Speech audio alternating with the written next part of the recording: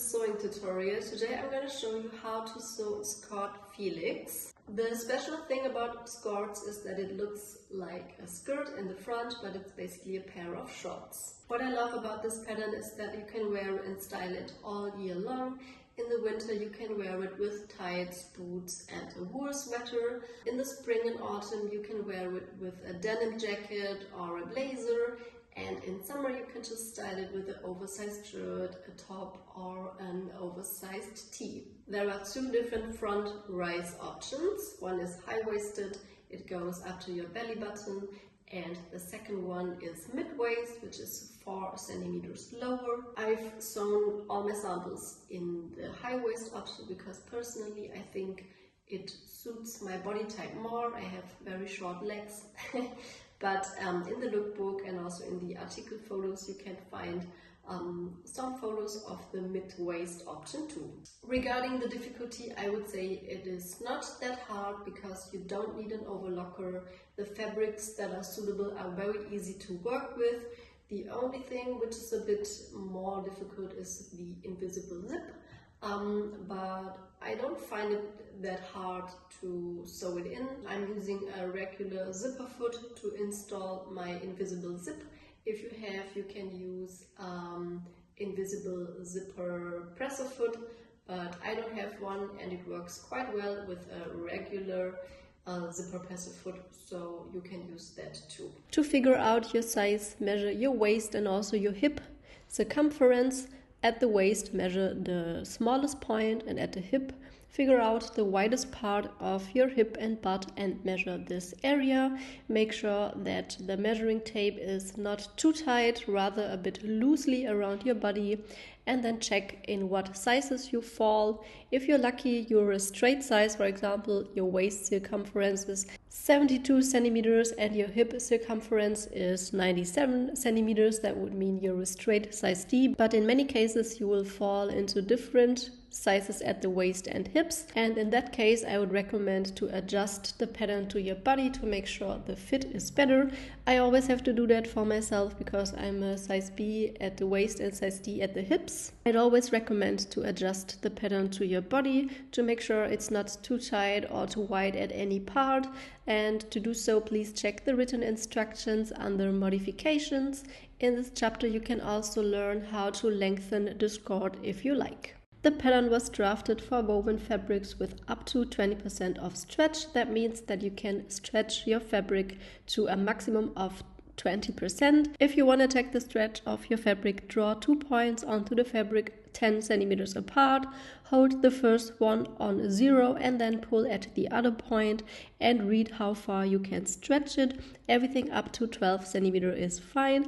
If you can stretch it to 11 centimeters, that would mean your fabric has 10% stretch, and if you can stretch it to 12 centimeters, that means your fabric has 20% of stretch. I wouldn't necessarily recommend anything with more stretch because it is quite likely that it would turn out too big.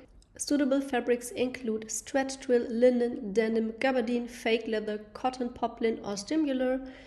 Please consider that your choice of fabric may affect the fit, so any fabric which is sturdy, heavy and has no stretch will most likely turn out more tight than a lightweight, thin or stretchy fabric. Any fabric with a little bit of stretch or elastane is more likely to be more comfortable because the fabric just gives in as you move and sit down. Ultimately, it's also a personal preference thing. Some people like their garments really tight, while others prefer them to be a little bit more loose.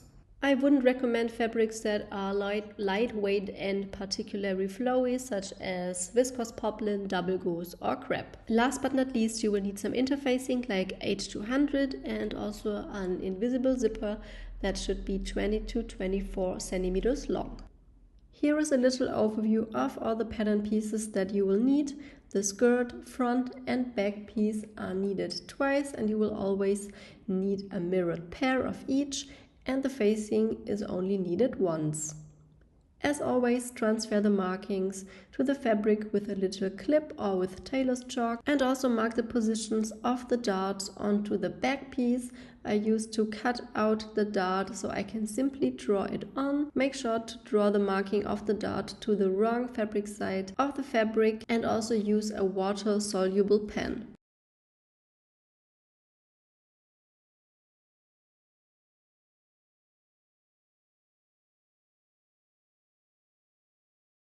Now we have to make some more markings in order to follow these video instructions properly.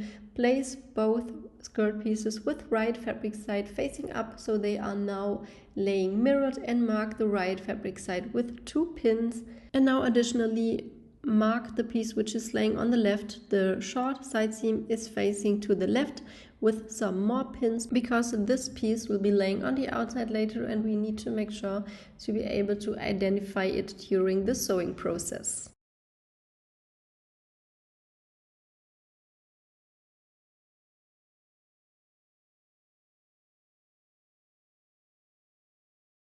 In case the right and wrong fabric side of your fabric looks the same, I would recommend to mark the right fabric side. Therefore, place both back pieces mirrored and then mark the right fabric side with 2 pins, and repeat these steps with your front pieces too.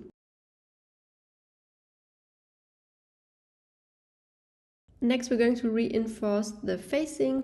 I'm using a medium interfacing which is H200, and I've cut it out roughly, and then I will press it on with the help of parchment paper to protect my iron. Interfacing is always being pressed to the wrong fabric side, and then I will just cut it out neatly.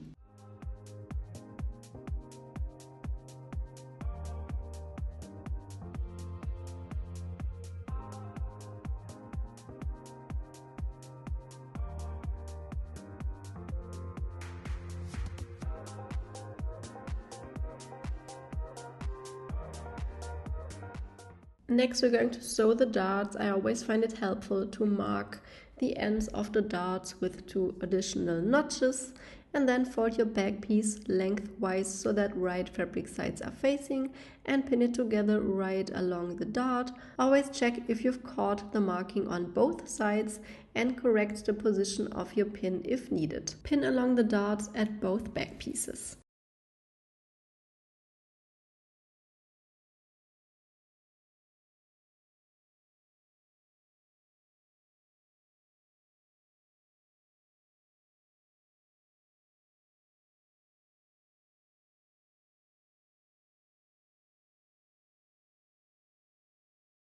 Now stitch right at the marking with a regular straight stitch. I always start at the waistband back stitch, and then I will stitch towards the tip. At the tip I will not back stitch, but I will leave a little thread end overhanging, and the ends of the thread will be knotted. This way the tip of your dart becomes nice and flat. Repeat these steps with your other dart as well, and before we're going to press it, we will first sew the crotch seams. To sew the crotch seams at the front and back, place both back pieces right sides together and pin them together along the crotch curve. Once this is done, repeat these steps with your front pieces too. Just place them together right sides facing and pin together along the crotch curve.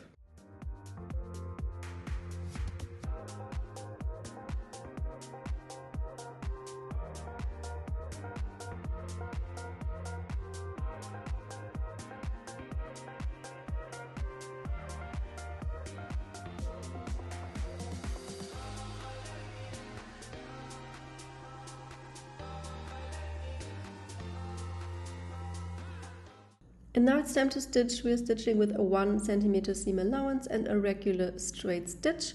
And after that I'm going to finish the seam with my overlocker. If you don't have an overlocker, you can simply use a large zigzag stitch instead. And then it's time to press. First I'm going to press the darts towards the center, and then the crotch seams as flat as possible.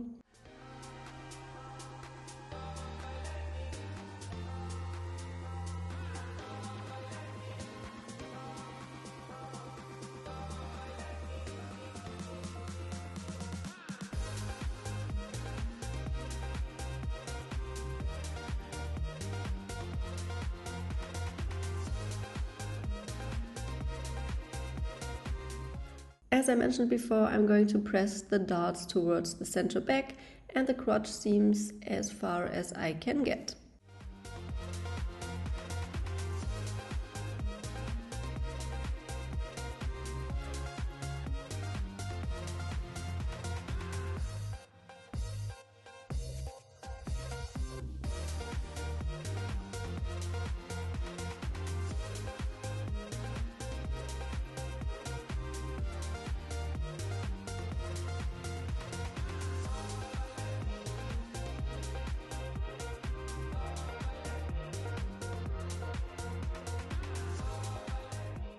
Next we're going to sew the skirt, and therefore place both skirt pieces right sides facing together and pin along the hemline, which is basically this little tip.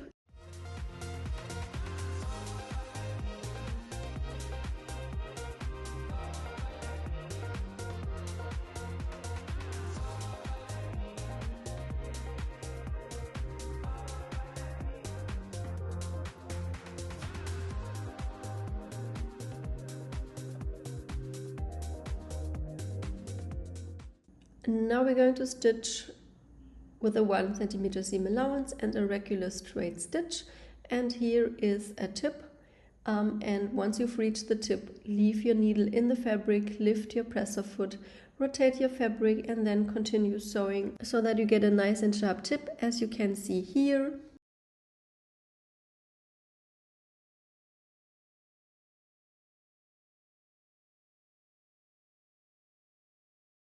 This is what it will look like, and now I'm gonna cut off the corner so I can form it nicely.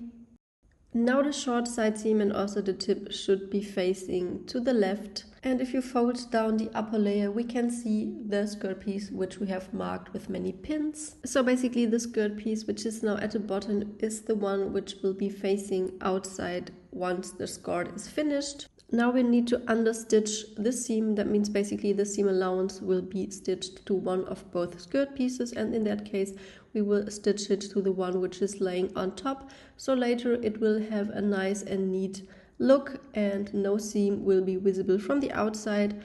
Unfold both skirt pieces and then stitch the seam allowances down 0.2 to 0.5 centimeters away from the seam, and we are stitching it to the right side so that we stitch it down at the skirt piece, which is basically the lining and won't be visible from the outside later. You won't be able to stitch right until the tip, so stop few centimeters before and start again few centimeters after the tip.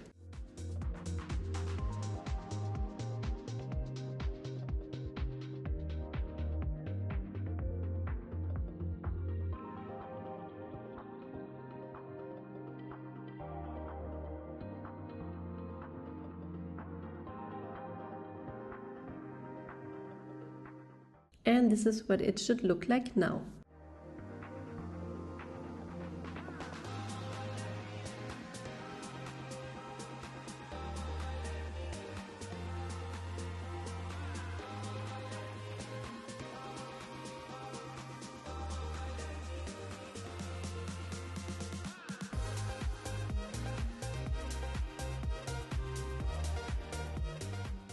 Next we're going to stitch together front piece and skirt piece. First make sure that all your pieces are laying exactly the same way as mine here. The front piece is with right fabric side facing up, the skirt is wrong side out, and the tip and also the short side seam are both facing to the left. Now unfold the skirt pieces and then roll the pants legs a bit up, because we only need the upper edge of all pieces now.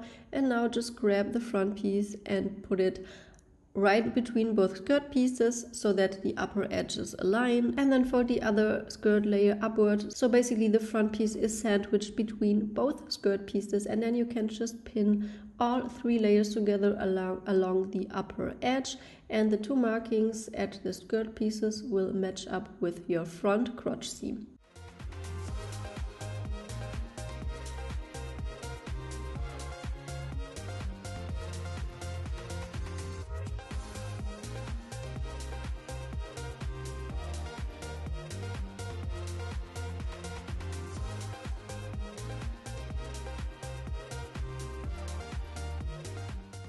Now stitch with a 1 cm seam allowance and a regular straight stitch.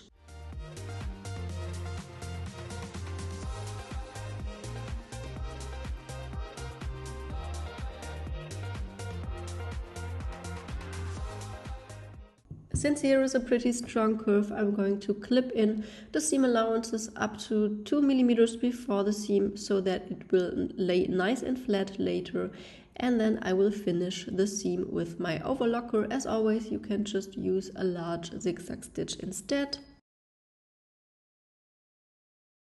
Now turn everything right side out, basically pull out the front piece and then turn the skirt right sides out, form out the corners nicely, and then you can just place the skirt piece on your front piece and you can see how it came together and how it will look finished. Now you can understand why I've been so annoying with my pins. This is the side which is now on the outside and the understitching is not visible. So everything looks nice and neat and no seam is visible from the outside.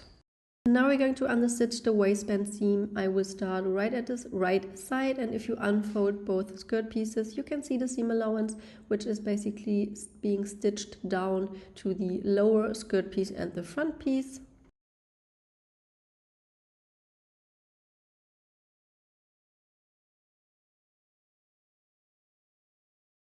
Once again, I will stitch down the seam allowance with a little distance of 0.2 to 0.5 centimeters. And as we are stitching basically in kind of a tunnel, it's a little bit fumbly, but absolutely doable. And the whole point of understitching is that the pieces lay nice and flat without a seam being visible from the outside. But if you want, you can of course just stitch together all layers. The only difference will be that a seam will be visible from the outside, but it's absolutely possible too.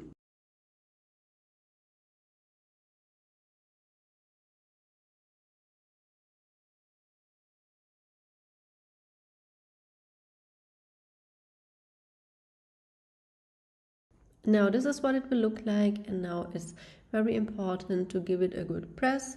We are pressing the whole skirt piece and also the upper edge and also the front piece so everything looks nice and neat.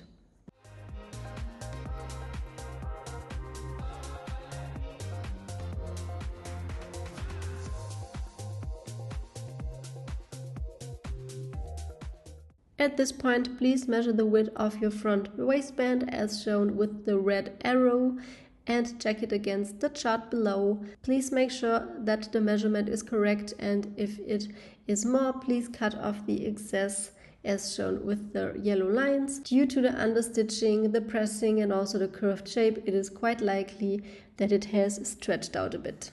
Before we sew the inseams, we need to finish all side seams, therefore just pin the skirt piece in place and align it with your side seam. At the side with the longer skirt piece, you can check if the distance to your hemline is 4 centimeters. And also at the back piece, we are going to finish the side seams. I'm using my overlocker here, but as always, you can just run a large zigzag stitch on your normal sewing machine too.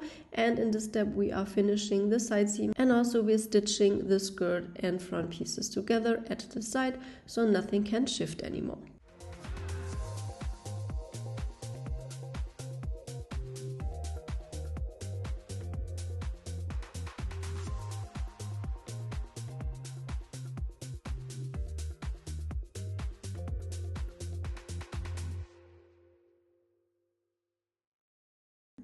I usually just cut off the ends of my overlocked seams, but at the front piece I would recommend to thread the overlocker ends into the seam with a large needle, because the upper edge is already finished and this finishing will look a lot more cleaner.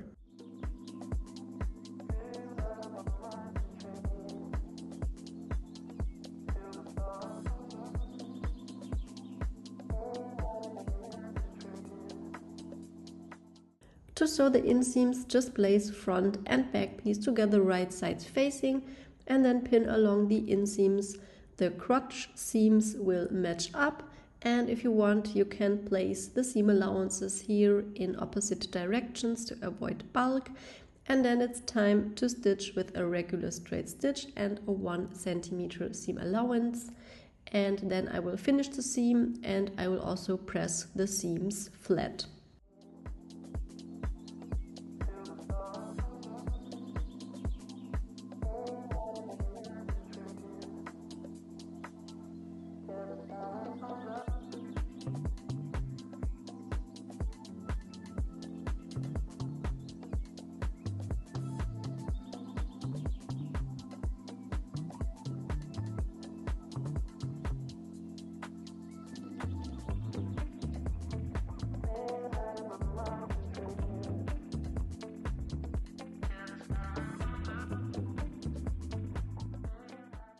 Next, we're going to sew in the zipper. It's easier than you might think, and I will sew it on this side. It's the side with the short side seam of the skirt piece, and as the front top edge is already finished and the back isn't finished yet, we need to consider a seam allowance of 1 centimeter.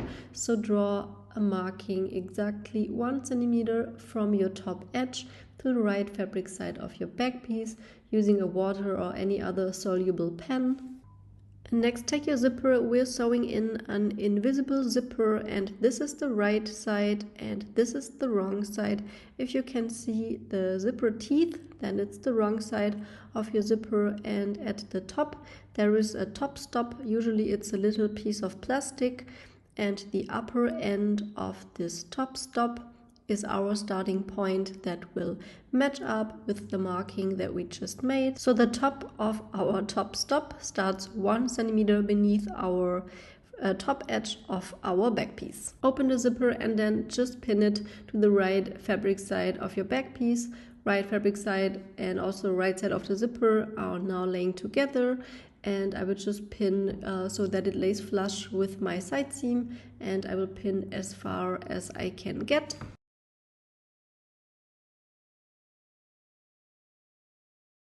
And now I will repeat this step with the other side. I'm going to pin the zipper to my front piece, and the top edge is already finished. So the upper edge of the top stop, which is a little plastic piece in my case, will match up with the top edge of my front piece. And then just pin the zipper in place so that it lays flush with your side seam and right sides are together.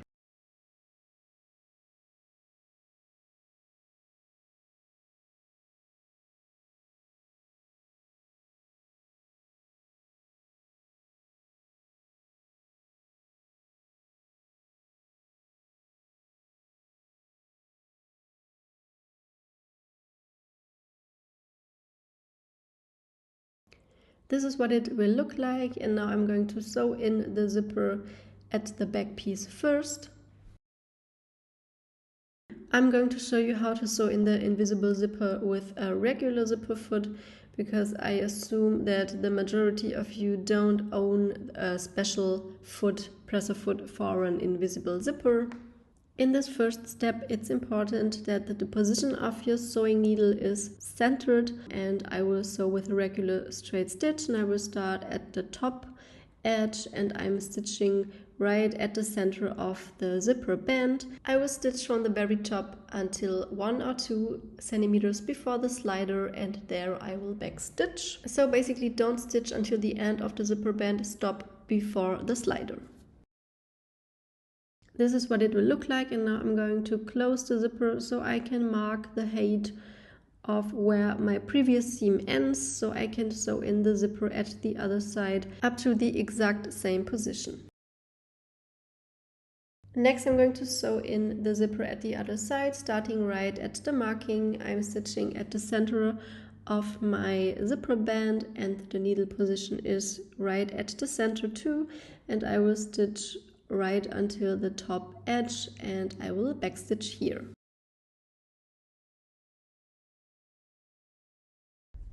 Now this is what it should look like, and if you now open the zipper and roll out or push aside this little coil, you can see the groove here. It only works when your zipper is open, and now we're going to sew the seam that will actually make sure that the zipper is invisible. Therefore, set your needle position to the left as far as you can, and then stitch starting right at the top, and we are going to stitch with a regular straight stitch, and as you go roll out the coil so that you can stitch right in the groove. Stitch as far as your first seam and then repeat this step at the other side too.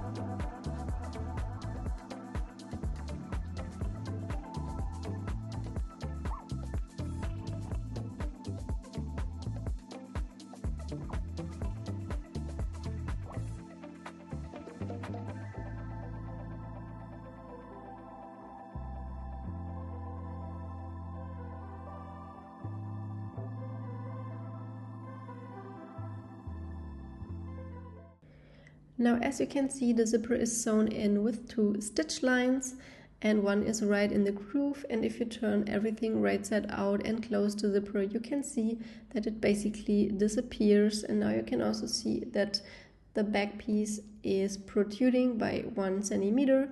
We're going to sew on the back facing in a bit. Now we're going to finish the zipper band of the front piece. Therefore, fold the whole zipper to the wrong fabric side. This is basically how it will lay when it's closed, and then fold the zipper band downwards, pin everything in place. Now we're going to secure it with a few stitches parallel to the side. So with your hand wheel if necessary, as this area can be quite thick.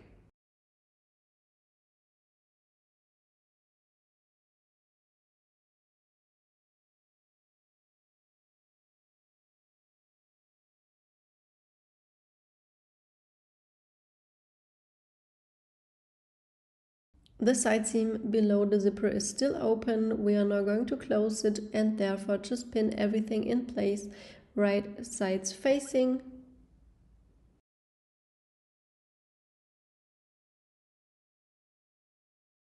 And then stitch with a regular straight stitch and the 1 centimeter seam allowance. Pull the zipper aside so that you don't catch it. Set the needle position as far to the right as possible, so you can start as close to the end of the zipper seam as possible. And now press the side seam nice and flat and the seam allowance is open.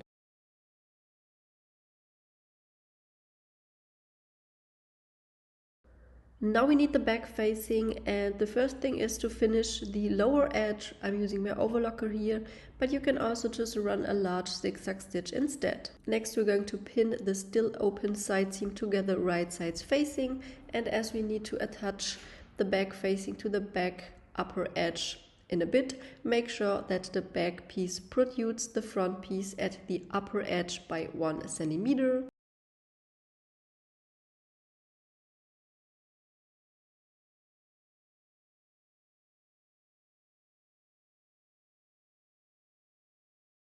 And now take your back facing and pin it right sides facing to the upper edge of your back piece. And at the side seam, which is still open, you can also pin it in place so that the front piece at the side is sandwiched between the back piece and the back facing. But at the upper edge, it is really important that you only pin it to the back piece and that you don't catch the front piece by accident. The facing is also pinned along the zipper so that the zipper is sandwiched between the back piece and the back facing too.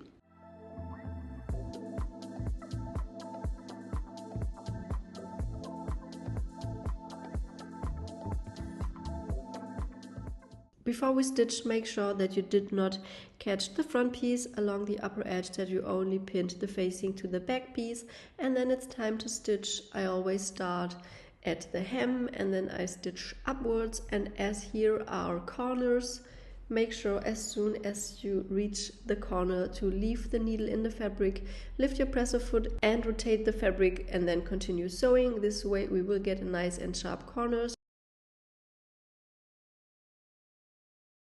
And this is the position where you want to fold away your front piece in order not to catch it.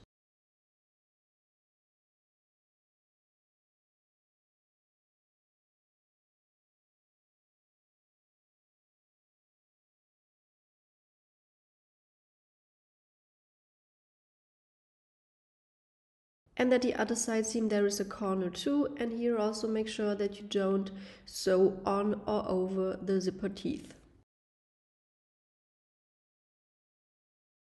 This is what it should look like now.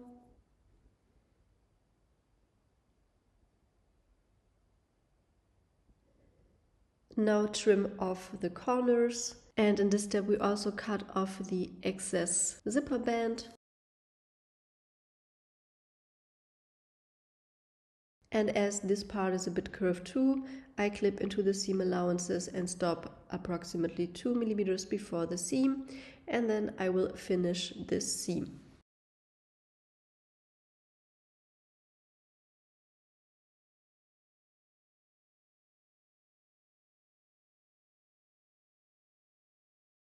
Now it's time to turn everything right side out and form the corners nicely. You should now have a nice transition at the side seam. If it's a bit uneven, don't worry, usually no one will notice that. I will also pull out the zipper a bit.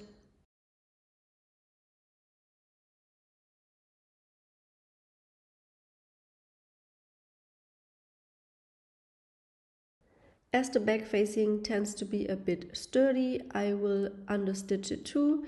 Therefore, just pin the seam allowances upwards right onto the facing, and then stitch close to the seam, as always approximately 2 to 5 millimeters away from your seam, and start as close to the corners as possible.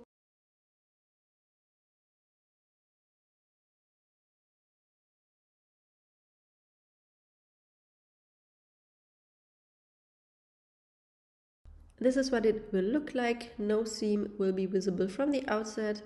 And last but not least, we're going to press it nice and flat. And in this step, I will also press the seam allowances at the side seam, first open and then towards the back. To make sure that the facing cannot move anymore, we are going to stitch it down right in the ditch of the center back seam. First pin it in place, and then we're going to stitch right in the ditch, meaning exactly on the center back seam, with a regular straight stitch to secure it.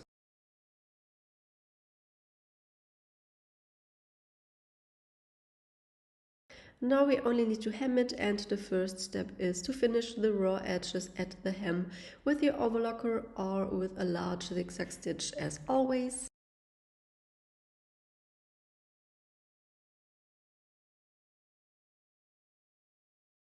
Now fold the hem 3.5 centimeters to the wrong side and pin it in place all the way around. At the side seam with the longer skirt piece, the skirt piece should be approximately half a centimeter away from the final hem line.